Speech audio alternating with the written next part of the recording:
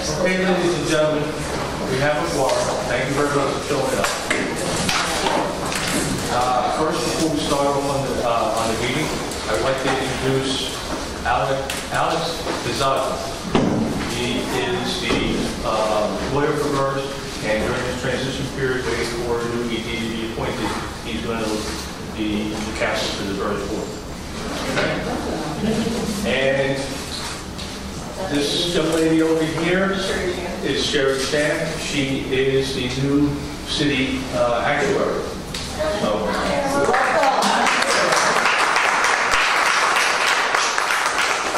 thank you for coming and joining us today. Okay, the first calendar item up is the election of chair and vice chair. The last meeting that we had, we picked temporary co-chairs at that meeting. Okay. Unfortunately, Greg was called to a meeting at City Hall, so Tisha is sitting in for him. So we're going to do the same thing. We're going to have temporary co-chairs just to this meeting here, and the next meeting will follow on. So I would like to make a motion to nominate Tisha Napadula as co-chair. May I have a second? Second. All those in favor? Aye. All those opposed? I'd like to nominate Joe as temporary co-chair of the board, temporary co-chair of the board. Second? Second. All those in favor? Aye. Any opposed? Any other nominations? Anybody else would like to take a turn? All right. Okay. Motion carried. Thank you very much, ladies and gentlemen. Calendar item number 2 is noting the minutes of the last Board of Ed retirement meeting held in April. For consideration and action. May I have a motion put on the table? So May I have a second? Second. Any discussions, questions? Yes, sir. not that matters, but I was present and I'm aware of the so I just don't know if that matters to anybody. But I was there and I was not mentioned as in minutes. Okay. Was it on the attendance sheet? No, excuse me, Ben. Yes, you were on the attendance sheet. Yes, but I was on the attendance sheet for when you printed up the minutes and it said who was in attendance of the members of the BERS. I was not listed. So in the minutes, when you look at the minutes themselves, I was just not that. Because I think I remember recognizing you at this. Okay. One correction. All right. All those in favor of accepting the minutes? With the one correction. With the one correction, that was what we were waiting for. Okay, any opposed? Any abstentions? Thank you. Calendar item 19 is the authorization to the controller to commit a portion to the real assets portfolio. This was sent out electronically. Oh, I'm sorry. My mistake. I missed calendar items 3 to 18. Sorry. Calendar items 3 to 18 for consideration and action. Is this calendar items, are they routine business of the Board of Education retirement system? Calendar items 3 to 18 are normal items for consideration for the Board of Education retirement system. May I have a motion put on the table? So, Second? Second. All those in favor? aye. All those opposed? Any abstentions? Thank you. Okay, now, calendar item number 19. Authorizes the controller to commit a portion of the real assets portfolio of the Board of Ed retirement system. This went out electronic vote on May 12th. We're here just to ratify it tonight. May I have a motion? Put it on the table, please. Second, please. Second. Okay. All those in favor of ratifying this? Aye. Any opposed? Any abstentions? Thank you. Calendar items 20 and 21 are authorization to the controller of the city of New York to commit a portion of the private equity portfolio of the Board of Education retirement system. Once again, this was sent out electronically on May 11th. Okay, we're here to ratify it tonight. May I have a motion to put it on the table, please? So moved. Second? Second. All those in favor? Aye. All those opposed? Any abstentions? Thank you very much. Okay, calendar item number 22, authorization to extend an agreement with Prudential Insurance Company to provide the services and software with the operation of the qualified pension plan.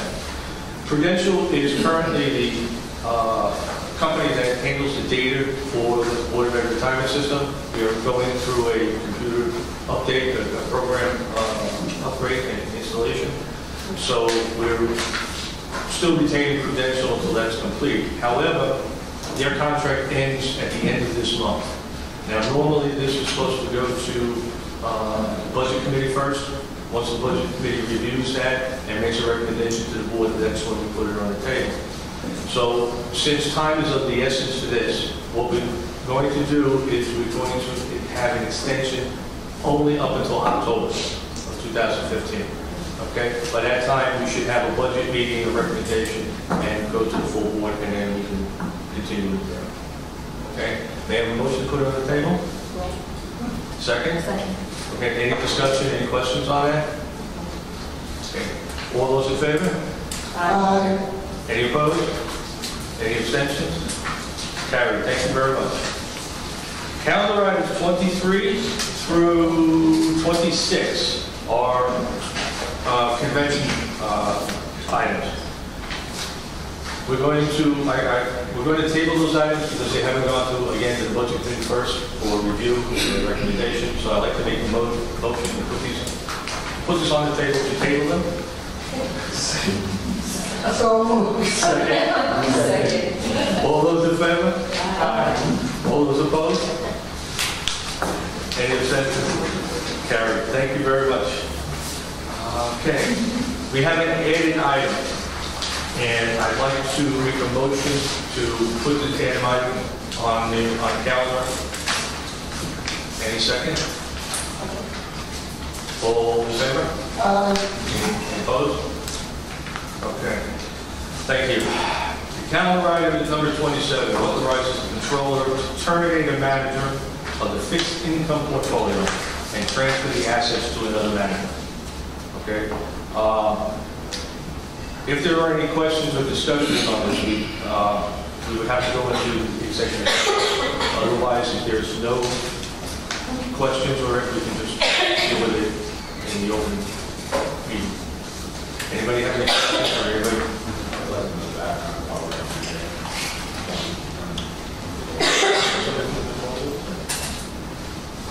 No. Okay. All right. Then I would like to make a motion that we go into executive session. So moved. Second. All those in favor? All those opposed? Any abstentions? Okay. During the executive session, the board put into detail on calendar item 27 in regards to terminating a manager. So I'd like to put that on the table for votes.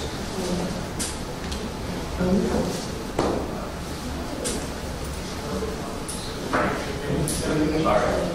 As I mentioned, we're back out of the executive session. Okay, sorry about that. Okay. So again, the board examined closely about the manager being terminated, so I'd like to put that on the table. I'd have a motion to put that on the table for vote. So moved. Second. She said moved. All those in favor? Aye. Any opposed? Thank you, everyone. Okay. The next item up is a presentation by the law department. Keith, would you like to? Well, my colleague Megan is going to present this to the board as well. We have a handout. We're going to go in for the presentation of the Yeah, that changed. So just there was a change to the agenda that was not here. Why was it changed? Thank you. What's being passed out is a short memorandum that the law department prepared. I know there's some new faces on the board. We felt that it was just time for a refresher and give a little history lesson about BERS itself, so everybody has some background on it. As most of you probably know, you probably know a lot of what's in here, but I'll just go over briefly what's in the memo. BERS is a retirement system for Department of Ed employees, for school construction authority employees, and also for employees of certain charter schools. It was developed in 1921, and and what you may or may not know is that in 2002, there were some changes made to the structure of BERS. In 2002, BERS received corpus funding and really gained some further independence from prior authorities, including the Department of Ed. The structure changed slightly, but currently, as you know, it's a 15-person board for the Board of Ed, or for BERS, I'm sorry. And in the memo, it goes over a little bit about the votes and how they're reported. Basically, the fact that every majority must include at least one employee-appointed trustee's vote, and every budgetary vote must be approved by at least one mayoral appointee in order to pass. BERS is also responsible for appointing an executive director, Harvey, who's we're blessed with his abilities on the board, and he is delegated tasks under the statute and from the board to contract for goods, services, and property on behalf of BERS to run its administration and to keep the system going. Generally, once that budget is allocated, it's up to the executive director to use that budget for the stated budget for that year that's been approved by the board. That includes BERS' independent ability to hire its own employees, to pay its own employees, to obtain its own office space if it would like to do that, and really operate as a separate entity, as its own independent entity. On page 3 of the memos, it goes over some of its independent powers, and you can look over that a little bit more. But basically, the corpus funding of BERS allows BERS to pay for all of its administrative expenses, not for investment purposes, but for administration of the fund, directly from BERS assets. As I said, it should follow the budget that the board approves each year, but once the budget is approved, the executive director has the authority to use that budget as allocated. And really the only budgetary oversight is from the Comptroller's Office and the Office of Management and Budget. Corporation Counsel, Keith and I here, are statutory counsel to the board. So if there's ever any issues, come speak with us. We'd be happy to try and help you.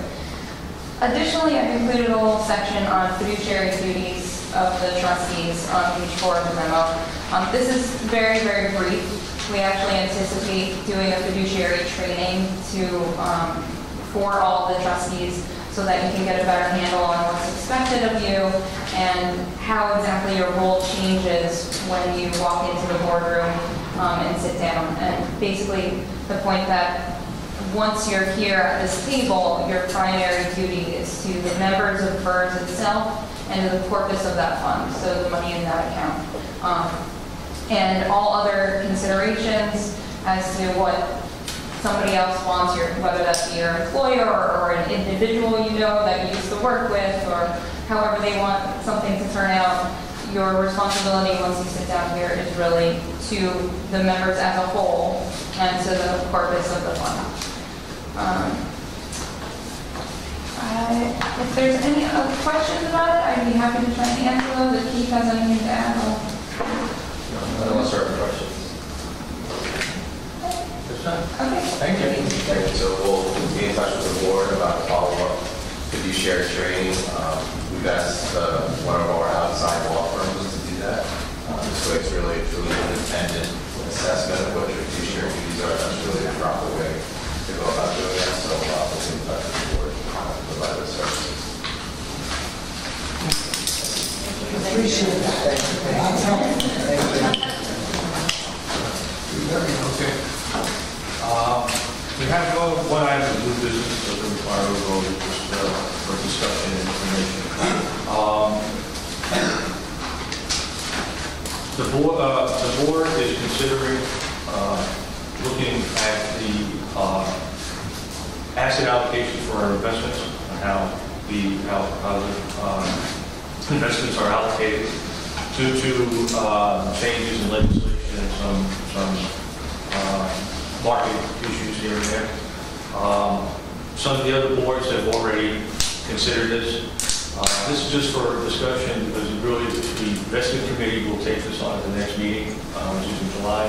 We'll go over a lot more in detail on what's involved, what's not involved. Basically, what we're thinking of asking is our general consultant, both consultants, to work with the CIO or the controller's office and come up to make sure that our asset allocation is adequate for what we need to do. So, are there any questions on that? Like I said, once the investment committee hammers out all the questions and bugs, we'll make a recommendation to the board on where we're going to go and how we're going to apply that. The implication is the what? I mean, you just said it. What's the what? Like, what is going to be the change? Do you have a sense of where the allocation goes? Well, that would be between the general consultant for us and controller's office. Okay, they'll make a recommendation to the investment committee as to how they should change, if the change is necessary. But you said the other firms were already done this. Yeah. So what have they done? What is their? They've taken a motion to look into it and investigate this further. So they've only moved to investigate, not to actually make any changes.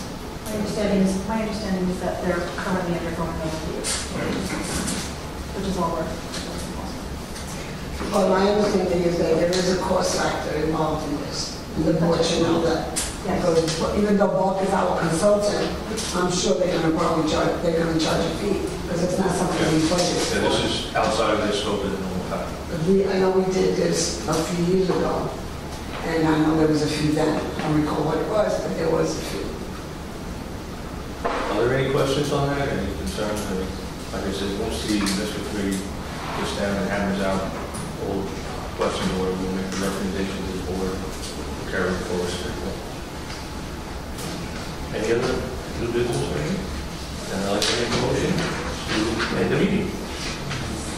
Second? All those in favor? Any opposed?